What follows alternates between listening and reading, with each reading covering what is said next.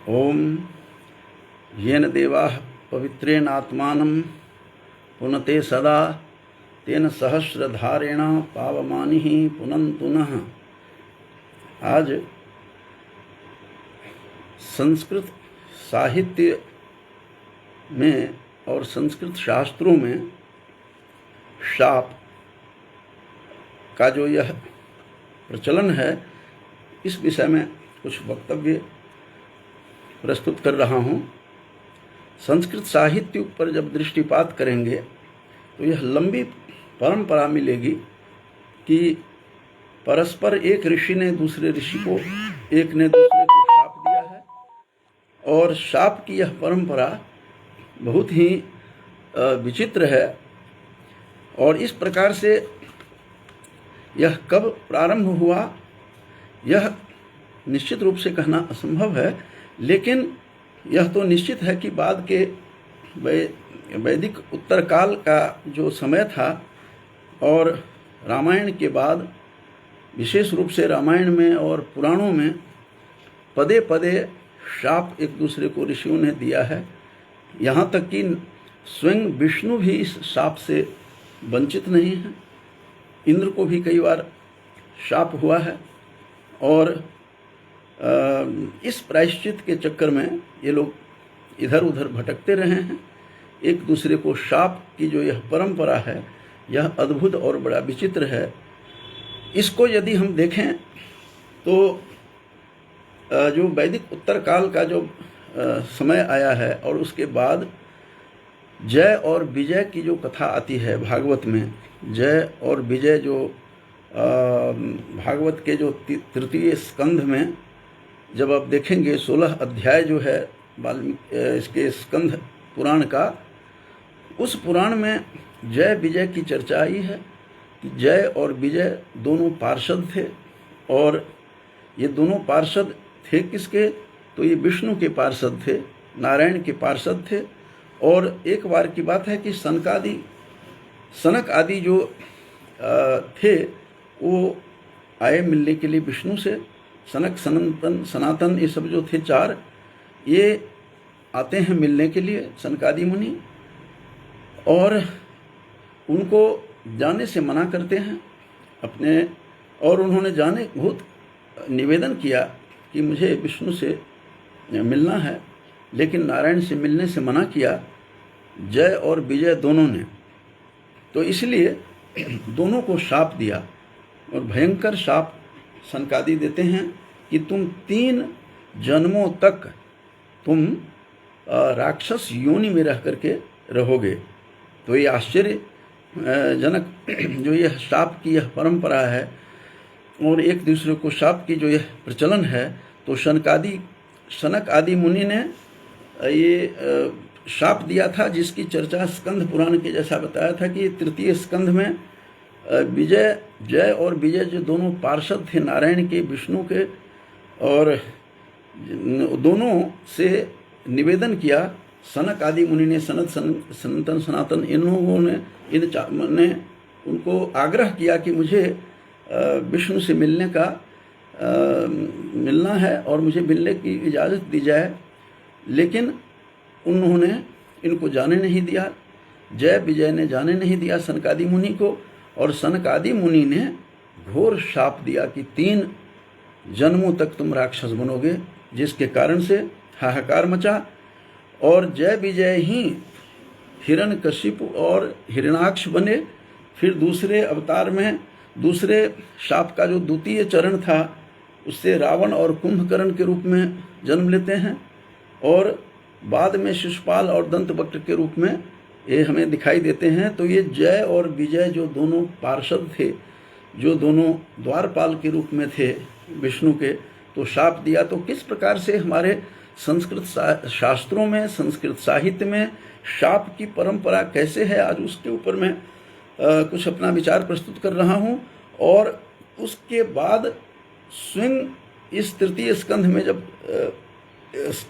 भागवत पुराण को देखेंगे, वहाँ इस सर्ग में 16वें अध्याय में, तृतीय स्कंध के 16वें अध्याय में स्पष्ट वहाँ पर कहा गया है कि किस प्रकार से जय विजय को सनकादि मुनि ने शाप दिया और जिसके कारण से 3 योनियों से उनको निकलना पड़ा। और स्वयं उसी तृतीय स्कंध में भागवत के 16वें अध्याय के 26वें श्लोक में स्वयं विष्णु कहते भी हैं कि ये बड़ा ऐसा हो गया, इस तरह से शाप कैसे दिया गया। और इन सब और थोड़ा सा मंद मुस्कान देते हुए विष्णु ने स्वयं कहा है कि शापो मयैव निर्मितस् तवै तदैव तदवै विप्राह। इस प्रकार से उन्होंने माना है कि ये जो शापो मयैव निर्मितः, ये शाप मैंने ही, मेरे द्वारा ही निर्मित है।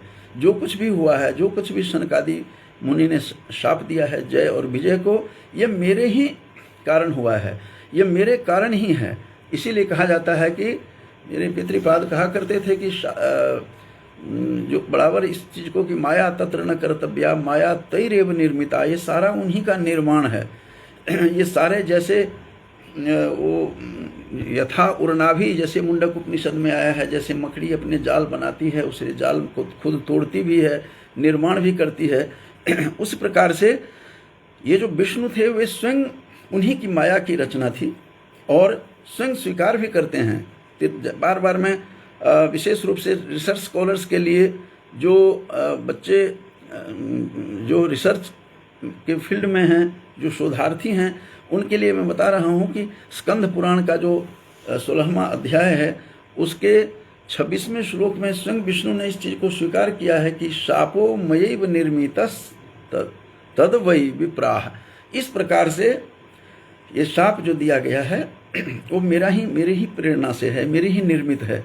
तो सारा कुछ खेल उस पर्दे के पीछे उन्हीं का था और इस कारण से जय और विजय जो 2 पार्षद थे उनको शाप दिया, घोर शाप दिया। 3 जन्मों तक के शाप मिलते हैं उसको और 3 में पहले तो हिरण्यकश्यपु और हिरणाक्ष के रूप में हुए, दूसरे रावण और कुंभकर्ण और शिशुपाल और दंतवक्र। इस प्रकार से 3 अवतारों में स्वयं उद्धार भी मैं ही करूँगा, ये भी बात उन्होंने विष्णु ने कहा है। तो ये शाप की विचित्र परंपरा है। इस परंपरा के विषय में कुछ मैं अपना विचार दे रहा हूँ कि यह शाप की परंपरा हमारे शास्त्रों में किस तरह से है और जय विजय से यह प्रारंभ होता हुआ दिखाई दे रहा है और अनेक जगह है शापों की जो देखेंगे परंपरा। और नरसिंह रूप में, नरसिंह अवतार लेकर के इन्होंने हिरण्यकश्यप का नाश किया और हिरणाक्ष का जो बाराह रूप में विष्णु ने स्वयं इसका उद्धार किया और इसी प्रकार से रावण और कुंभकर्ण का भी किया है स्वयं विष्णु ने ही।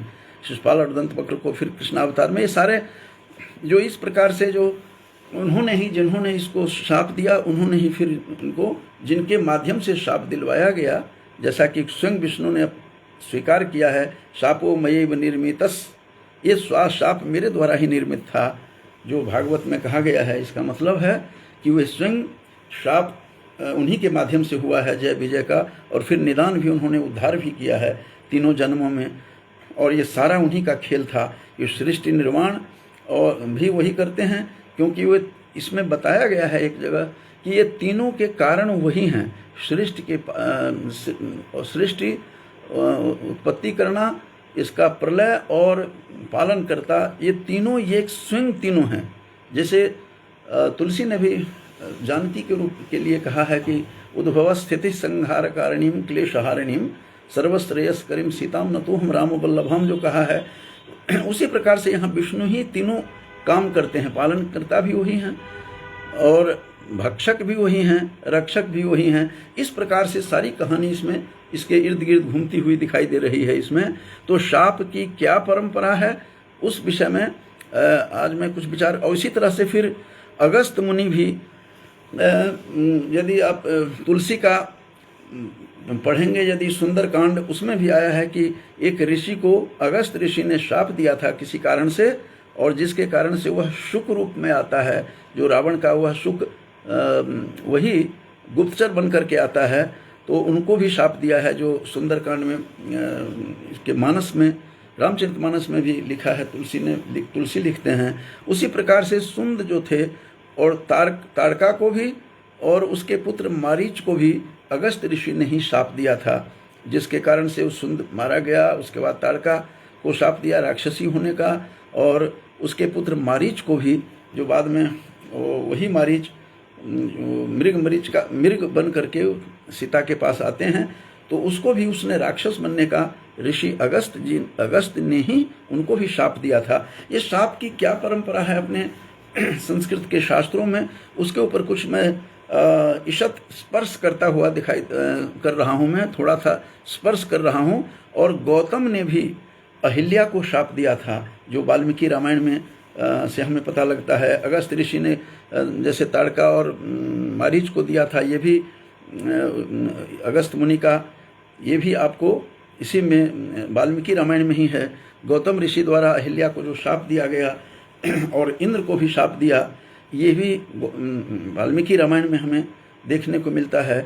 और क्वचित दोषों भी गुणाए थे, वह गुण बन जाता है कभी कभी।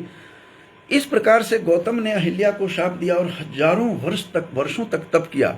और उन्होंने स्वयं अहिल्या को, गौतम ऋषि ने कहा भी था कि अपनी पत्नी को कि तुम्हें उद्धार करने के लिए रघुनंदन आएंगे और दशरथ के पुत्र आएंगे और राम ही तुम्हारा उद्धार करेंगे। ये बालकांड में वाल्मीकि रामायण का ये भी उद्धरण है। और इंद्र को भी शाप दिया था उसका।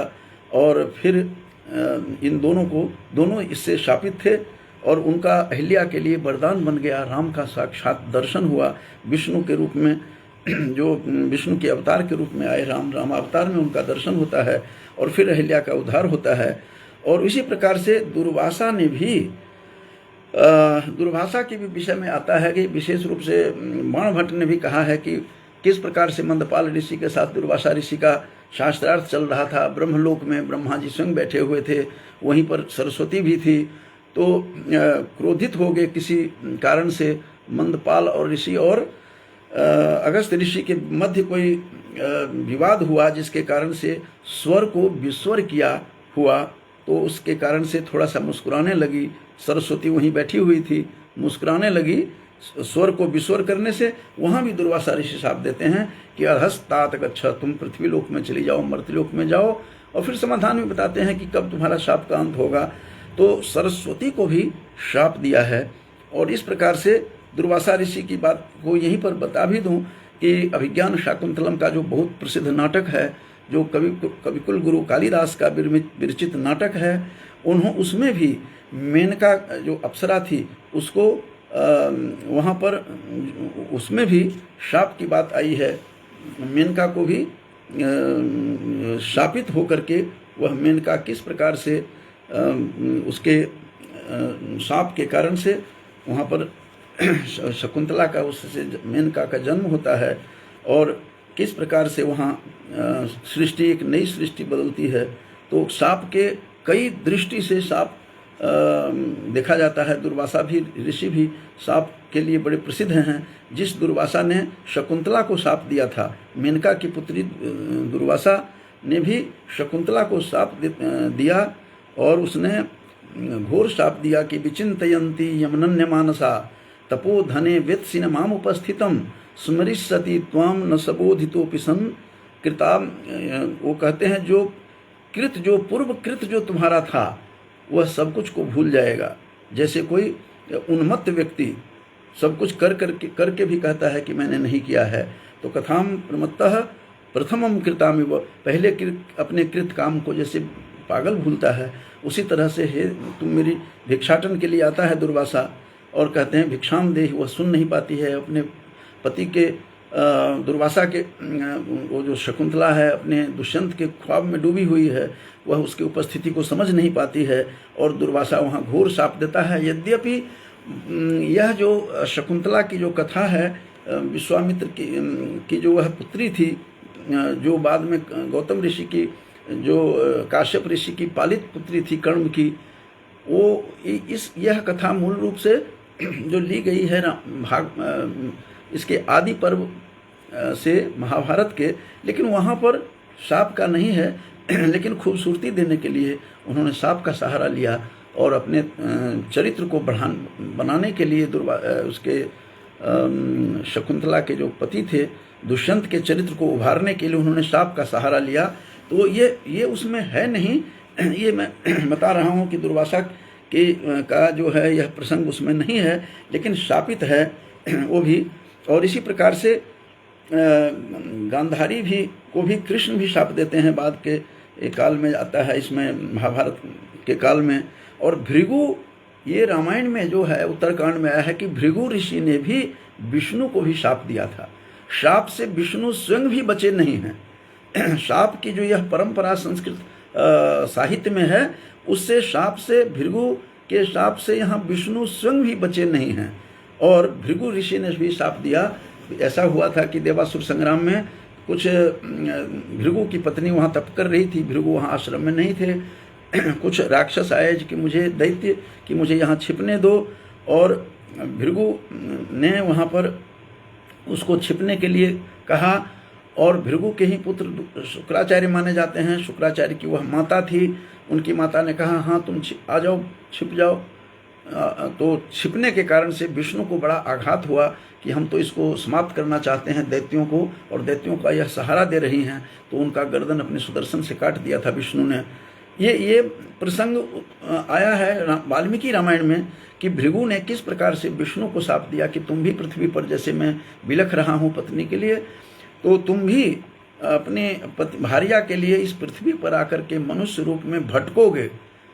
वहाँ यहाँ पर मुझे यह एक कविता की पंक्ति याद आ जाती है इस संदर्भ में कि कभी समय उदय को अस्त को उदय किया है, और नर तो क्या नारायण को भी झुका दिया है। नारायण भी शाप के कारण से झुक जाते हैं, जिसका प्रसंग, भृगु का प्रसंग बहुत ही बढ़िया उदाहरण है कि भृगु ने कैसे उनकी पत्नी को उन्होंने गर्दन काट दिया विष्णु ने, तो विष्णु को शाप दिया कि तुम भी मर्त्यलोक में आकर के भटकोगे अपनी पत्नी के लिए, जिसके कारण से सीता के विलाप में, सीता के वियोग में ये दर दर भटक रहे हैं। तुलसी भी लिखते हैं कि हे खग हे मृग मधुकर श्रेणी देखहि तो सीता मृग नैनी, तुम मेरी सीता मृग नैनी को तुमने देखी है। तो इस प्रकार से भटक रहे हैं इस पृथ्वी पर भृगु ऋषि के शाप के कारण से। तो विष्णु स्वयं भी इस शाप के चपेट में है। जैसा कि मैंने बताया था कि जय विजय की कहानी में सनकादि और खुद स्वयं विष्णु कहते हैं कि शापो मयैव निर्मितः, तो शाप का निर्माण जो करते हैं, तो किस प्रकार से स्वयं भी भृगु ऋषि द्वारा विष्णु भी शापित हैं। और भृगु ऋषि के जो पुत्र थे शुक्राचार्य, उनकी माता को उन्होंने काट दिया गर्दन, तो कैसे विष्णु को भी शाप दिया तुम ही दर दर भटकोगे। इसी प्रकार से यहाँ मेघदूत में भी शाप की बात आई है। मेघदूत जो गुरु कालिदास का अनुपम ग्रंथ है, वहाँ अनुपम ग्रंथ में भी आरंभ में ही सबसे पहले ही श्लोक में कैसे अपने कार्य के प्रति अवहेलना करने से, कार्य के प्रति ठीक से नहीं निभाने से किस प्रकार से शाप कालिदास के का जो मेघदूत है, जो अद्भुत काव्य है, उसके पूर्व मेघ का पहले ही श्लोक में है कि कश्चित् कांता विरह गुरुणा स्वाधिकारात् प्रमत्तः, अपने कार्य से वह विफल हुआ। और यक्ष को कुबेर ने भी शाप दिया था, उसकी यही ड्यूटी थी कि इसके फूल लेकर के आना। कई तरह के हैं, मलिनाथ की टीका कुछ और कह रही है और विल्सन कुछ और कहते हैं, लेकिन कथा कुछ भी हो, उसको जो कर्तव्य दिया गया था यक्ष को, यक्ष ने कर्तव्य का पालन किया नहीं, तो यक्ष को भी शाप कुबेर ने दिया था। क्या कह करके कि शापे नास्तंगमित महिमा वर्ष भोग्येन भरतुः यक्षश्चक्रे जनक तनया स्नान पुण्योदकेषु, पहला ही श्लोक है मेघदूत का। स्निग्धस छाया तरुषु बस्तिम राम गिरियाश्रमेषु, तो ये दूसरी ही पंक्ति में जो इसमें है पहले ही श्लोक का मेघदूत के पूर्व मेघ के कि शापे नास्तंगमित महिमा वर्ष भोग्येन भरतुः, उसने कार्य से अपना कार्य पूरा नहीं किया। और ये न्यूली मैरिड था, नई नई शादी हुई थी, यक्ष की पत्नी के स्मरण में रहता चला गया। उसने समय पर फूल लाया नहीं, तो यक्ष के लिए तो फूल सूर्यास्त के बाद फूल बंद हो गया। सुबह सुबह जाकर कहीं फूल तोड़ करके लाया सूर्योदय से पहले, तो जिसके कारण से उनको शिव जी के ऊपर चढ़ाना था। कुछ एक टीकाकार ऐसा कह रहे हैं, लेकिन विल्सन कहते हैं नहीं, ऐसा नहीं था। उसने एक बाघ की रक्षा करने के लिए दिया गया था, पुष्प की, और उसने हाथी ने रौंद डाला उसको, जिसके कारण से शाप दिया। लेकिन बात कुछ भी हो, आधार उसका यही है कि स्वाधिकारात् प्रमत्तः, अपने ज्यूरिसडिक्शन में, अपने कार्य क्षेत्र में विफल रहा, विफलताम गतः, कार्य सफल नहीं किया, इसके लिए वह शाप मिला उसको। जिसका आधार लगता है, वहाँ से एक श्लोक भी याद आता है ऐसे प्रसंग में कि वह रात में फूल ले आया उठा करके, और वो फूल जो है पुष्प बंद हो गया था, उसी में भ्रमर रह गया। यक्ष राज जो यक्षपति जो थे कुबेर, वो पूजा करते समय उसमें से भमरा ने देखा, अंदर में भमरा देखा, काट लिया उसको। एक टीकाकार जो है यही कहते हैं, लेकिन पाश्चात्य का कुछ अलग कथन है, जिसके कारण से यह श्लोक सटीक बैठता है कि रात्रिर गमिष्यति, रात बीतेगी, भविष्यति सुप्रभातम, सुंदर प्रभात होगा, भास्वान उदेश्यति, प्रकाश सूर्य उगेगा, हंसिष्यति पंकजश्री, वह पंकज के जो कमल है पंकज, वह खिल उठेगा। इति विचिंतयति कोश गते दुरेफे, दुरेफ कहते हैं भ्रमर को, भंवरे को। हा हंत हंत नलिनीम गज उज्जहार, इस प्रकार से वह हुआ क्या कि हाथी जो था उखाड़ करके उस कमल के वृक्ष को उठा, कमल के डाल को, नाल को उठा करके फेंक दिया, और उसी में बंद रह गया भ्रमर। क्योंकि सूर्य के सूर्योदय में खिलता है कमल, सूर्य से पहले ही शाम हो गया, इतना मदमस्त हो जाता है भ्रमर कि उसी में बैठ गया, और उसी में बैठा रहा। तब तक रात चली, सोचता रहा कि रात बीतेगी, सुंदर प्रभात होगा, सूर्य उगेगा, पंकज की श्री खिलेगी, पंकज खिलेगा कमल, ऐसा सोचता रहा। लेकिन हा हंत हंत, बड़ी दुख की बात है कि नलिनीम गज उज्जहारा, उस नलिनीम माने कमल को उखाड़ करके, उज्जहारा उखाड़ करके फेंक दिया हाथी ने। ये प्रसंग फिर विल्सन की व्याख्या से मेल खाता है, जिन्होंने इस तरह की व्याख्या की है कि कर्तव्य का पालन यक्ष ने नहीं किया, इसलिए शाप दिया कुबेर ने।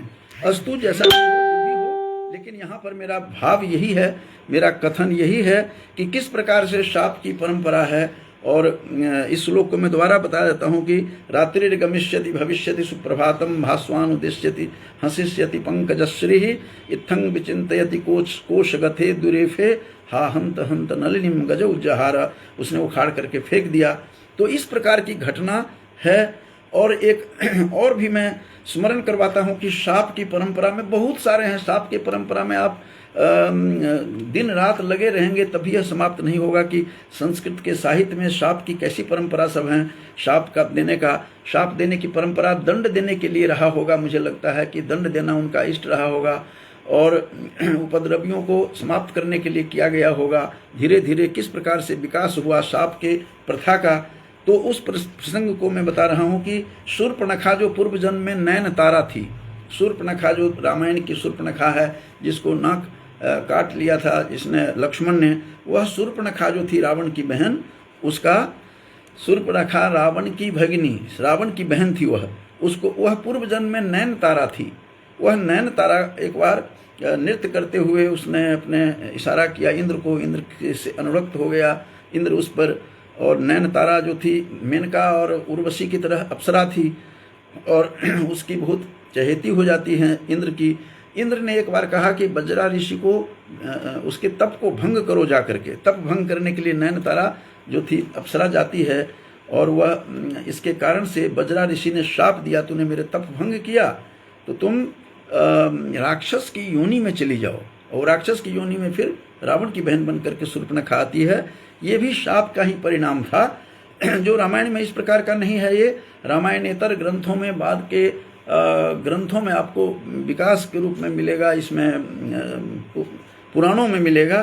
तो इस प्रकार से, इसीलिए तो शुरू में ही तुलसी भी लिख रहे हैं कि नाना पुराण निगम आगम सम्मतम यत रामायणे निगदितम क्वचिदन्यतोपि। नाना पुराणों को लेकर के इन्होंने लिखा है, पूरा का पूरा बिब्लियोग्राफी दे रहे हैं, ये ग्रंथ सूची दे रहे हैं तुलसी भी रामायण में। इस प्रकार से स्वार्थ के कारण से भी कई बार अपने स्वार्थ पूरा नहीं हो पाता है, और भय के कारण से ये शाप के कई कारण हो सकते हैं। दंड देने के कारण भी हो सकता है, और स्वार्थ में डूब करके भी कि मेरे स्वार्थ का काम पूरा नहीं हुआ, इस कारण भी रहा होगा। तो जो भी रहा है, शाप के कई कारण हैं, हो सकते हैं, और अपनी विवशता से ऐसा किया होगा। और दुर्वासा द्वारा सरस्वती के शाप की कहानी सुना दी। इसी तरह से सत्यनारायण की जो कथा है उसमें भी आते हैं इस प्रकार से। अब लोमश ऋषि को भी, ये लोमश ऋषि और काकभुसुंडी का जो संवाद है, काकभुसुंडी जो थे, जो बहुत बड़े त्यागी थे, बहुत बड़े तपस्वी बन गए काकभुसुंडी। ये कथा वाल्मीकि रामायण के नहीं है, ये बाद के हैं काकभुसुंडी, और बहुत बड़े तपस्वी थे। और इनको शाप दिया गया। और लोमश ऋषि ने शाप दिया था कि तुम कौवा बन जाओगे, तुम बार बार प्रश्न करते हो मेरी कथा में, तो तुम्हारा कौवा बन जाएगा। तुम कई बार शापित हुए हैं, लेकिन काक भुसुंडी जो थे, काक माने कौवा, भुसुंडी नाम था।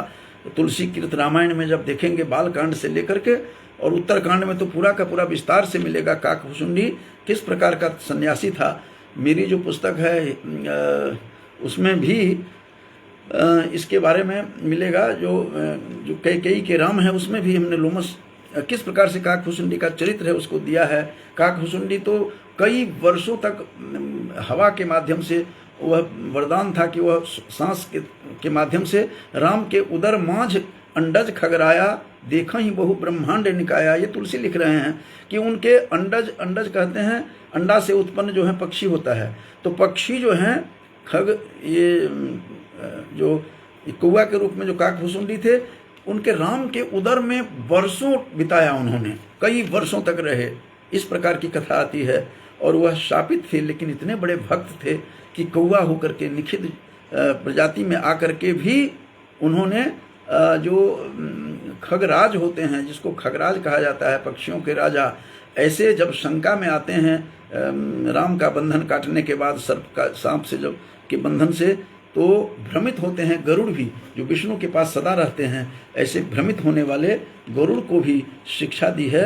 ये सारा प्रसंग इसमें वाल्मीकि रामायण के काल में इनका उद्भव नहीं हुआ था। ये तुलसी कृत रामायण में मिलेगा आपको कि किस प्रकार से, उत्तरकांड में मिलेगा कि कैसे उन्होंने इतनी शिक्षा दी। इतने बड़े ज्ञानी थे कि बहुत बड़े ऋषि मुनि पक्षी बन करके उनके यहाँ आश्रम में राम कथा सुनने आते हैं। जब गरुड़ को शंका हुई, मैं थोड़ा सा समझा रहा हूँ क्योंकि विस्तार हो जाएगा। गरुड़ को जब शंका हुई कि ये बंधन तो मैंने काट दिया है, सांप से घिरे हुए थे, नाग से, तो इनको जब मैंने बंधन काटा है तो ये किस तरह के हैं विष्णु, ये विष्णु के अवतार नहीं होंगे। भटकते रहे, शिव जी के पास गए, नारद के पास, शिव जी के पास। शिव जी ने कहा खग जाने खगी की भाषा, तुम पक्षी की भाषा जानता है, तुम उन्हीं के पास जाओ। ज्यों ही वो काक भुसुंडी के आश्रम में जाते हैं, सारी शंकाएं नष्ट हो जाती है। और उसी तरह नष्ट हो जाती है। फिर मुंडक उपनिषद का वो मंत्र याद आता है कि न तत्र सूर्यो भाति, कहते हैं जो ब्रह्म के दर्शन करने के बाद सारी शंकाएं नष्ट हो जाती हैं। तो ये मुंडक उपनिषद में इस तरह का मंत्र वहाँ पर है कि किस प्रकार से शंका नष्ट हो जाती हैं उस परात्पर ब्रह्म के दर्शन के बाद। तो भिद्यते हृदय ग्रंथिस क्षिद्यन्ते सर्व संशया क्षीयन्ते चास्य कर्माणि तस्मिन् दृष्टे परावरे। उस तस्मिन् दृष्टे, उस परम ब्रह्म के दर्शन के बाद सारी शंकाएं मिट जाती है। उसी तरह गरुड़ की शंका मिट गई थी। जो शापित थे, जो लोमश ऋषि ने कौवा बनने का शाप दिया था, बार बार टोकते थे बीच में, उनको कहा जा तो कौवा बन जाना, लेकिन इतना भक्त बना कि शिव जी का, जब तुलसी लिख रहे हैं कि जब शिव जी जा रहे थे दर्शन करने के लिए पार्वती से भी चुरा करके, स्वयं शिव जी कह रहे हैं पार्वती को कि मैंने आपको बताया नहीं था, मैं तो काक भुसुंडी के साथ राम का जन्म हुआ तो दर्शन करने गया। कितना भाग्यशाली रहा होगा, इससे कल्पना कर सकते हैं कि स्वयं शिव जा रहे हैं काक भुसुंडी के साथ। ये तुलसी कृत रामायण के राम के जन्म के समय की कथा है। और साप की एक नहीं है, अनंत है। वाल्मीकि रामायण के पहले ही बालकांड के 36वां सर्ग जो है, उमा जो है देवी, सभी देवताओं और पृथ्वी को भी शाप देने का प्रसंग आता है वाल्मीकि रामायण में। वेदवती ने भी रावण को शाप दिया था, जो वेदवती कुशध्वज की बेटी थी, जो वेदवती बृहस्पति की पौत्री थी। और वह वेदवती जी ने शाप दिया, घोर शाप दिया रावण को कि तुम मुझे, मेरे चरित्र भंग करने की कोशिश कर रहे हो, तपभंग, तुम जाओ, तुम्हारा कारण मैं नाश का मैं ही बनूंगी। मैं ही महात्मा जो जनक हैं उनके घर में बेटी पुत्री बन करके जन्म लूंगी और तेरे विनाश का कारण मैं ही बनूंगी। ये वेदवती ने भी रावण को शाप दिया। शाप की कथा को लेकर के थोड़ा सा प्रसंग लेकर के आया हूँ। अनंत शाप की कथाएं हैं। और उसी रामायण में नल कुंवर की भी कथा है। नल कुंवर बेटा जो था वो था कुबेर के पुत्र थे, बड़े धर्मात्मा थे, सच्चे ब्राह्मण थे, कुल में जन्म लिए थे, धर्मात्मा भी थे, बलशाली थे। उन्होंने भी उनकी जो रंभा प्रियतमा थी, प्रिया थी, उसके साथ बलात्कार किया रावण ने। रावण नल कुंवर के चाचा भी थे, क्योंकि कुबेर के भाई हैं रावण, छोटे भाई हैं। पहले कुबेर ही राजा थे उस लंका के। तो नल कुंवर जो उनके पुत्र थे, उनके कहते तुमने अपने पुत्र वधू के साथ भी इस तरह से अत्याचार किया है। तो रावण नल कुबर शाप देते हैं कि हे रावण, अब तुम बिना इच्छा से किसी भी नारी का तुम जब अपमान करोगे, किसी भी नारी का बलात्कार करने का प्रयास करोगे, तो तुम्हारे जो मस्तक हैं वह 7 भागों में विभक्त हो जाएगा, फट जाएगा। तो नल कुबर का भी शाप की कहानी रामायण में, वाल्मीकि रामायण के उत्तरकांड में आपको यह प्रसंग मिलेगा। इसी प्रकार से वाल्मीकि रामायण में भी और भागवत के 9वें स्कंध में निमि की कथा है। राजा निमि जो पहले मिथिला के राजा हुए, उसके बाद मिथि ने मिथिला बसाई, उसके बाद जनक हुए। उस निमि को भी वशिष्ठ ने शाप दिया था कि तुम मेरे कहने से पहले ही तुमने यज्ञ कर लिया, और उस यज्ञ में गौतम ऋषि को तुमने पुरोहित बना करके, ऋतुज बना करके यज्ञ संपन्न कर लिया। मैं इंद्र के पास गया था तुम्हें वचन दे करके कि वहाँ से लौट करके तुम्हारा बनूंगा। तुम्हें अपना ज्ञान पर, हे निमि, हे राजन, तुझे ज्ञान पर बड़ा घमंड है, तो जाओ तुम्हारा देह पात हो जाएगा, देह गिर जाएगा।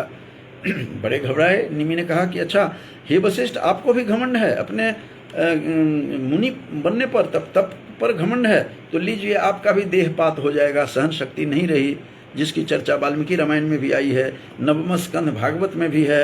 मैं इशारा कर रहा हूँ केवल शोधार्थियों के लिए, रिसर्च स्कॉलर के लिए। और शुक्राचार्य द्वारा भी ययाति को शाप दिया गया। शुक्राचार्य ने उनकी बेटी जो शुक्राचार्य की थी देवयानी से विवाह हुआ था ययाति का। ययाति की जो दूसरी पत्नी शर्मिष्ठा थी, शर्मिष्ठा के साथ ज़्यादा स्नेह करता था, और जिसको कहा गया है कि ययाते रिव शर्मिष्ठा भरतुर बहुमता भव। वहाँ पर जो है काश्यप ऋषि, कर्ण ऋषि शकुंतला नाटक में भी आशीर्वाद देते हैं। तो वही शर्मिष्ठा थी जो दूसरी पत्नी थी ययाति की। तो ययाति की को अपने देवयानी ने अपने पिता को शिकायत की कि मेरे से स्नेह नहीं करते हैं। उसका जो बेटा था उससे भी नहीं करता था। तो इसीलिए शुक्राचार्य आकर के उन्होंने ययाति को शाप दिया था, और घोर शाप दिया कि तुम वृद्धावस्था में बन जाओगे। तो बाद में उसने फिर अपनी वृद्धावस्था, अपने जो देवयानी के पुत्र तो इनकार कर दिया कि मैं नहीं करूँगा पुरु ने। तो फिर शर्मिष्ठा के पुत्र ने वह स्वीकार किया, और उसी के साथ फिर वृद्धावस्था बांट ली और जवानी ले ली। बाद में फिर उसको अदला बदली करते हैं। ये कथा में भी ज़्यादा विस्तार में नहीं कहूँगा, क्योंकि मैं इसके ऊपर बोल चुका हूँ, इस पर व्याख्यान दे चुका हूँ कि ययाति को भी शुक्राचार्य ने शाप दिया, लेकिन शुक्राचार्य ने उसके बदले, शाप के बदले ययाति को नहीं कुछ कहा। ययाति ने शुक्राचार्य को कुछ नहीं कहा। तो शुक्राचार्य की बेटी थी देवयानी, ययाति के ससुर थे, और शुक्राचार्य तो स्वयं बेटा थे किसके, मैंने अभी चर्चा की है कि भृगु के पुत्र थे, जिनकी माँ का गर्दन विष्णु ने काटा था। तो विष्णु को भी शाप दिया था भृगु ऋषि ने। तो इस प्रकार से, और वाल्मीकि रामायण के आरंभ में ही, मुझे ये शुरू में बोल देना चाहिए था, वाल्मीकि रामायण के आरंभ में ही जब देखा उन्होंने, देखते हैं कि किस प्रकार से एक तपस्या कर रहे थे वाल्मीकि ऋषि, और तमसा नदी के तट पर जल चढ़ा रहे थे। तमसा नदी के तट पर जब जल चढ़ा रहे थे और उस समय पूजा करने के लिए, अर्चना के लिए गए हैं, वहीं पर एक क्रौंच पक्षी 2 थे, नर और मादा क्रौंच पक्षी। उस क्रौंच पक्षी में से एक को मार दिया, उसने मार गिराया था एक पक्षी को। तो उसने वहाँ भी शाप दिया था। वाल्मीकि ने उस क्रौंच पक्षी को मारने वाले व्याधा को शाप दिया, क्योंकि वहाँ पर नर मर चुका था, और उसके बाद उसकी मादा को तड़पते हुए देखा। क्रौंच ऋषि ने क्रौंच पक्षी को तड़पते हुए देखा वाल्मीकि ऋषि ने। तो वाल्मीकि ने शाप दिया उस व्याधा को। और कहा जाता है कि पहले सर्वप्रथम इसी श्लोक के बाद रामायण का निर्माण हुआ। उस मादा जो थी उसमें से, नर तो मर चुका था क्रौंच व्याधा के तीर से, जो मादा को छटपटाते देखा तड़पते हुए, तो सीता की तड़प, राम के विरह में वैसे ही अनुभव किया, तो उसको घोर शाप दिया। और उसने कहा कि मां निषाद प्रतिष्ठाम, पहला ये जो प्रथम श्लोक माना जाता है, मां निषाद प्रतिष्ठाम त्वमगमः शाश्वती समाः यत क्रौंच मिथुना देक मवधीह काम मोहितम। वो मिथुन माने जोड़े जो क्रौंच पक्षी थे, उसमें से एकम माने एक को तुमने मार गिराया, इसीलिए नर को गिराया तूने मार करके, तो तुम्हें शाश्वत काल तक, अनंत काल तक हे व्याधा तुझे सम्मान नहीं मिलेगा समाज में। ये इस तरह का शाप दिया वाल्मीकि ऋषि स्वयं ने। और कहते हैं कि शोकः श्लोकत्व मागतः, इसीलिए कहा जाता है कि शोक जो था वो श्लोक के रूप में बदल गया। वही शोक, वह जो तड़पते हुए देखा क्रौंच, मादा क्रौंच को तड़पते हुए देखा, तो करुणा जो है उत्पन्न हुई, वह करुणा जो थी उमड़ती रही, जिसके कारण से शाप दिया। तो बंधुओं, आज का जो मेरा प्रतिपाद्य था कि किस प्रकार से संस्कृत साहित्य में शाप की परंपरा क्या है, शाप क्यों दिया गया, कहाँ से शुरू होती है। तो इसका ये वैदिक के उत्तर काल में शाप की जो प्रवृत्ति हुई, ये रामायण, वाल्मीकि रामायण में तो आरंभ से लेकर के एक नहीं अनंत हैं, जिसका मैंने बार बार कहा है कि दुर्वासा ऋषि ने भी शाप दिया, गौतम ऋषि ने अपनी पत्नी को, अपने अहिल्या को शाप दिया, इंद्र को शाप दिया, और अगस्त ऋषि ने तो शुक को भी शाप दिया था, जिसकी चर्चा तुलसी के रामायण में है कि वही शुक बन गया था रावण का गुप्तचर, जो बाद में लात मार करके हटाया, उसको फिर मुक्ति मिलती है। सुंद को, ताड़का को भी शाप दिया राक्षसी बनने का, मैंने इस पर व्याख्यान दे चुका हूँ। मारीच को दिया गौतम ऋषि ने, दुर्वासा ऋषि ने शकुंतला को दिया, विज्ञान शाकुंतलम जो अमर कृति है कालिदास की, जिसको गेटे ने भी भूरी भूरी प्रशंसा की है कि तुम आनंद लेना चाहते हो सर्वस्व इस संसार का, तो अभिज्ञान शाकुंतलम पढ़ो और leave the all the books, only you go through the book of Abhigyan Shakuntalam written by Kalidas. इस तरह की बातें करते हुए ये गेटे कहते हैं, जर्मन कवि गेटे भी कह रहे हैं। नल कुंवर को भी शाप दिया, नल कुंवर ने रावण को दिया, निमि ने वशिष्ठ को, और वशिष्ठ ने फिर निमि को दिया, शुक्राचार्य ने ययाति को दिया, और यहाँ इस प्रकार से, और लोमस ऋषि ने काकभूषुंडी को शाप दिया था, तुम कौआ बन जाओगे। इस प्रकार से, और आरंभ में जो सबसे आरंभ मैंने बताया था, जिसका भागवत के 3 स्कंध के 16वें अध्याय में पूरा स्पष्ट किया हुआ है कि जय विजय को ही सनक आदि मुनि ने, सनक सनंदन सनातन सब जो थे, उनको द्वारपाल अंदर में जाने की इजाज़त नहीं दी, इसीलिए उन्होंने शाप दिया कि तुम 3 योनियों में, जय विजय को कहा कि तुम द्वारपाल थे, पार्षद थे विष्णु के, तुम 3 जन्मों में तुम राक्षस बनोगे, जो हिरण्यकश्यप आदि बने हैं रावण के रूप में, शिशुपाल के रूप में। फिर उन्होंने ही, विष्णु ने उद्धार किया, और विष्णु उसमें कहते भी हैं 3 स्कंध में ही कि शापो मयैव निर्मितः, शाप का तो मैं ही निर्माण किया था, मेरे कारण ही हुआ था। सारे पर्दे के पीछे विष्णु स्वयं हैं और शाप देते हैं। नयन तारा जो शूर्पणखा नयन तारा थी पूर्व जन्म में, उनको भी बजरा ऋषि ने शाप दिया, तुम राक्षसी बन जाएगी।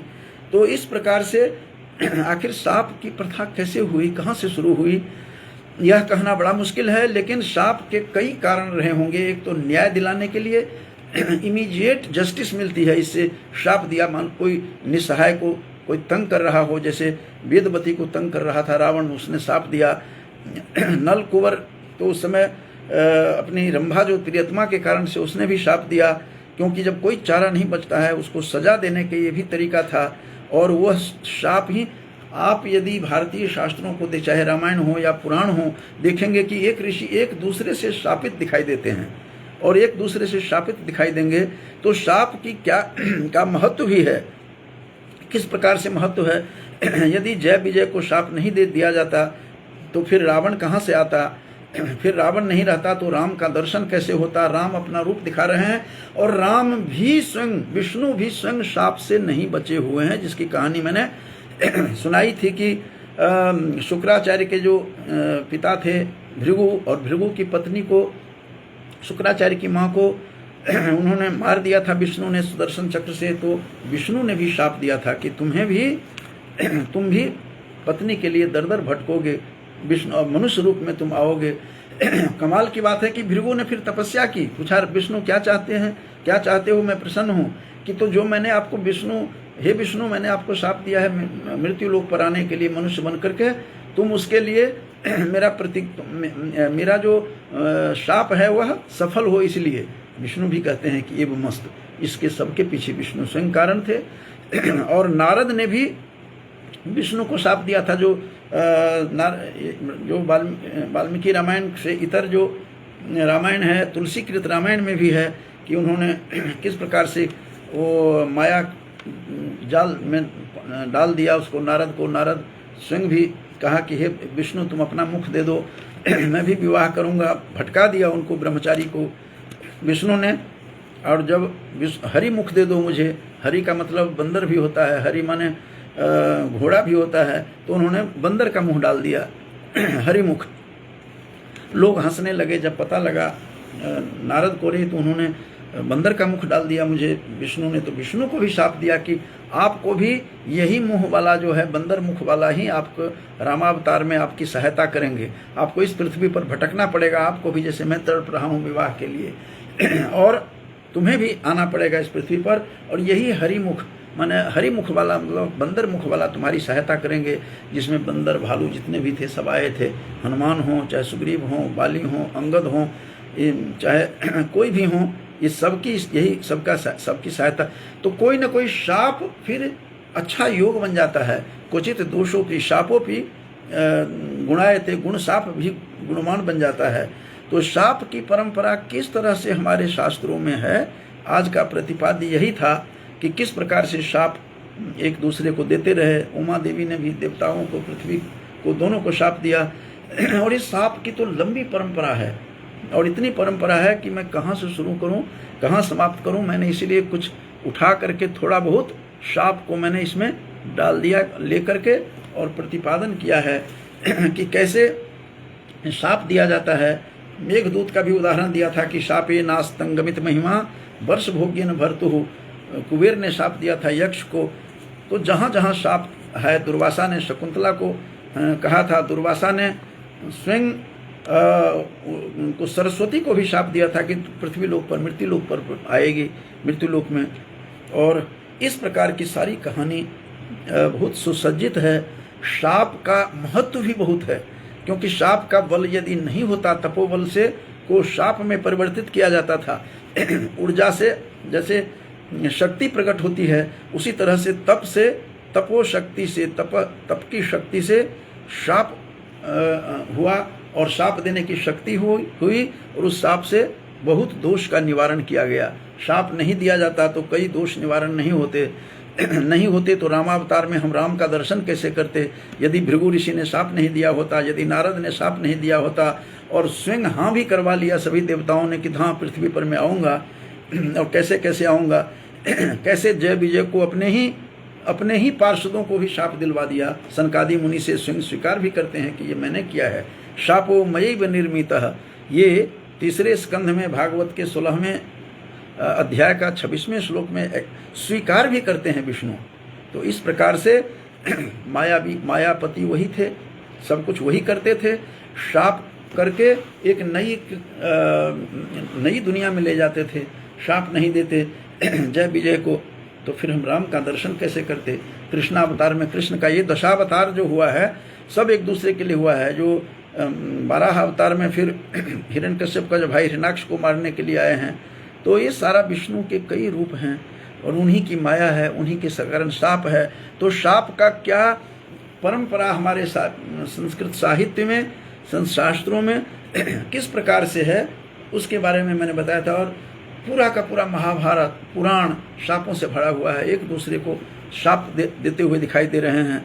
वैसे जैसे कि मैंने बताया था कि शुक को शाप दिया था अगस्त ने, ऋषि थे वो शुक, और इससे पूर्व जन्म में बाद में शुक बनते हैं और राजदूत बनते हैं, दूत बनते हैं रावण भी लात मार देता है विभीषण की तरह, भागो यहाँ से। शुक ने भी समझाया रावण को कि तुम छोड़ दो सीता को, जगत जननी है, स्वयं अपने तेज से निर्मित है। वाल्मीकि रामायण में शुक का चरित्र देखेंगे, बार बार कहता है कि वो अपने रक्षिता स्वतेजसा, अपनी तेज से रक्षित है। सीता को रक्षा करने की कोई जरूरत नहीं थी किसी से, स्वयं रक्षित थी, सेल्फ कॉन्फिडेंस था उसमें, सेल्फ सफिशिएंट थी।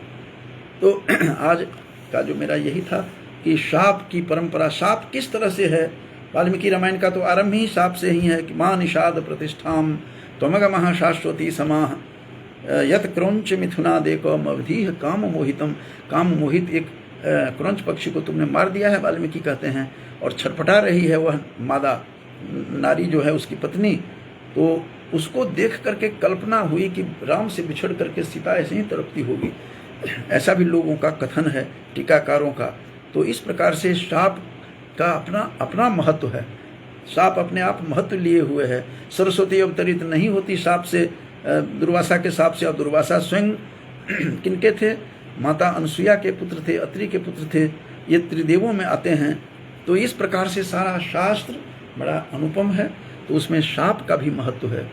तो इन शब्दों के साथ जो आज बहुत देर से जुड़े हुए हैं, ये राजवीर भारद्वाज जी भी बहुत देर से देखा कि ये जुड़े हुए हैं, और हमारे पौत्र हैं जो संस्कृत के विद्यार्थी भी रहे हैं, सुरेश झा जी, वो भी जुड़े हुए हैं। मेरे सहपाठी गांव से विपिन प्रसाद जी भी जुड़े हुए हैं पटना से। तो जो भी इसमें जुड़े हुए हैं आज इसमें, और जो श्रोता सुन रहे हैं, उन सबको मैं भूरिशः शुभकामना देता हूँ। और जो मायापति स्वयं विष्णु हैं, राम हैं, सबका कल्याण करें। इन्हीं शब्दों के साथ मैं अपनी वाणी को विराम देता हूँ। बहुत बहुत धन्यवाद।